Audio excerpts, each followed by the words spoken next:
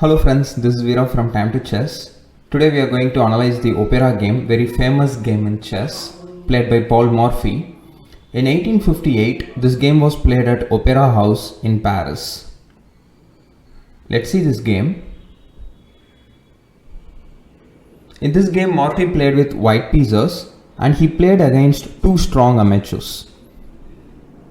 He played e4 and they played e5. Knight to f3, pawn d6, Philidas defense, and here Morphy played d4. Black played bishop g4, very dubious move, and Morphy played d takes e5, and here only move for black is bishop takes f3, because if black play pawn takes pawn, simply queen takes queen, king takes queen, and knight takes pawn. This is advantage for white. So only move is bishop takes knight and queen takes knight, pawn takes pawn. And Morphy played bishop c4, developing light square bishop with attack. Here black played knight f6 to block this attack, and Morphy played queen b3, double attack, and queen e7, only move. Here Morphy played knight c3, but queen takes b7 also playable.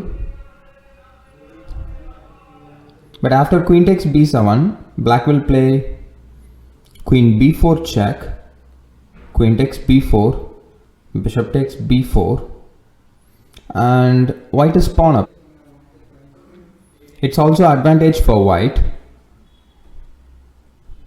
but Morphy played knight c3 and black played c6, and after bishop g5, white is completely dominating this position.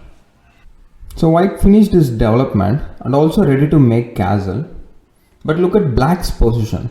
Black can't develop these pieces easily, because if you play knight d7, it blocks queen support to this pawn, and also he can't develop this bishop easily. For that, first black has to move his queen, and also this knight is in pin, so this position is completely winning for white. And here black played b5. Now pause the video and try to find the best continuation for white.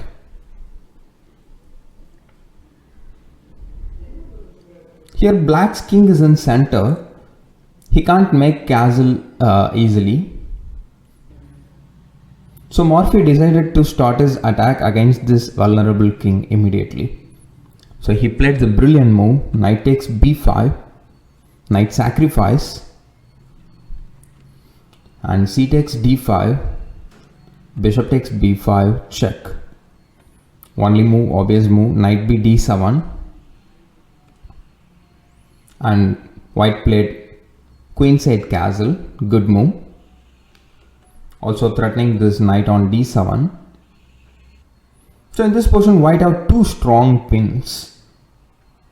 So he just made use of these pins. Here black played rook d8 to protect this knight, which is the only move, because he can't make queenside castle because of bishop a6 check, king c7, and queen b7 checkmate. So only move rook d8, and once again pause the video and try to find the best move for white. Morphy pieces are very active, but still this rook on h1 doing nothing. Also he don't like to waste his time to bring that rook into the attack. So he just sacrificed this rook for this knight, rook takes d7, brilliant move. And only move, rook takes d7, and now rook to d1. And in this position black don't have enough pieces to defend this rook. So here black played queen e6, just trying to escape from this pin. Here white has a lot of winning options. You just try to find the best one. Here Morphy played bishop takes d7, check, knight takes d7 and queen b8 check. Brilliant move. It's a queen sacrifice. Only move, knight takes b8 and rook d8, checkmate. So Paul Morphy won this game because of proper piece development and also proper coordination of the pieces. I hope you found something useful from this game. See you in another video. Thanks for watching. Bye bye.